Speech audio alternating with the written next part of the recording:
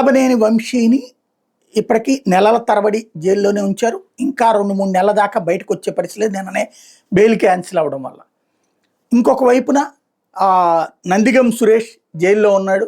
మళ్ళీ కొత్త కేసు పెట్టడం వల్ల వరుసగా అతన్ని ఈ 5 ఏళ్ల పాటు ఎన్నిసార్లు జైల్లో ఉంచుతారు, ఎంతకాలం పాటు బయటికి రాకుండా చూస్తారన్నటువంటిది మరొక కాన్సెప్ట్. ఇప్పుడు తాజాగా వచ్చేటప్పటికి కాకాని గోవర్ధన్ రెడ్డి తనని జైల్లో పెట్టినటువంటిది దాదాపుగా 11 కేసులు అతని మీద 1 by 1. ఇప్పుడు ఒక కేసులో అరెస్ట్ అయితే ఒక ప్రొసీజర్ ఫాలో అవుతున్నది ఏంటంటే, ముందు ఒక కేసులో అరెస్ట్ చేస్తారు.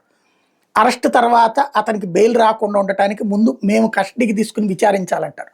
దీని మీద కోర్టులో ఆర్గ్యుమెంట్స్ ఒక 3-4 రోజులు జరుగుతాయి. ఆ తర్వాత కోర్టు వీళ్ళు వారమో 10 రోజులు అడిగితే 2-3 రోజుల దాకా ఇస్తుంది, లేదా 4 రోజుల దాకా ఇస్తుంది, విచారణ అవుతుంది. ఆ తర్వాత సాధారణంగా బెయిల్కి అప్లై చేసుకుంటారు.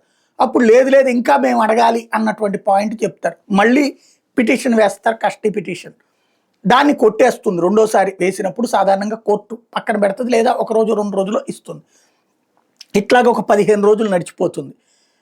ఈ లోపుగా ఆహారం కావాలని, లేకపోతే బట్టలు తెచ్చుకుంటామని, లేకపోతే మందులు కావాలని ఇట్లాంటి పిటిషన్స్ వేస్తారు. వాటిట్లలో 90% రిజెక్ట్ అవుతాయి. ఓ 10% మాత్రమే ఓకే అవుతాయి.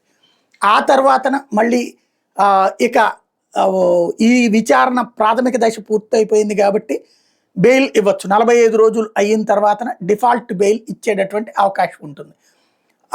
ఆ టైంలో మళ్ళీ విడుదలవ్వడానికి అవకాశం ఉన్న టైంలో ఇంకొక కేసులో పీటీ వారెంట్ వేస్తారు. తద్వారా మళ్ళీ ఆ కేసు ప్రాథమికంగా విచారణ ప్రారంభిస్తారు. అది మళ్ళీ సేమ్ ప్రొసీజర్ ఫాలో అవుతారు. ఇట్లాగే ఇప్పుడు వంశీని బయటికి రాకుండా చేసింది. ఈవెన్ ఇప్పుడు మళ్ళీ బెయిల్ నిన్న రిజెక్ట్ అయినా ఇంకోసారి బెయిల్ వచ్చిందంటే మళ్ళీ ఇంకొక కేసులో తీసుకోవడానికి సిద్ధంగా ఉంచారు. అట్లాగా కాకానిని కూడా కనీసం ఒక 6 నెలల పాటు బయటికి రాకుండా చూడాలి అన్నటువంటి ఆలోచనతో ఉన్నట్టు కనబడుతుంది. ఏం జరుగుతుందో చూడాలి.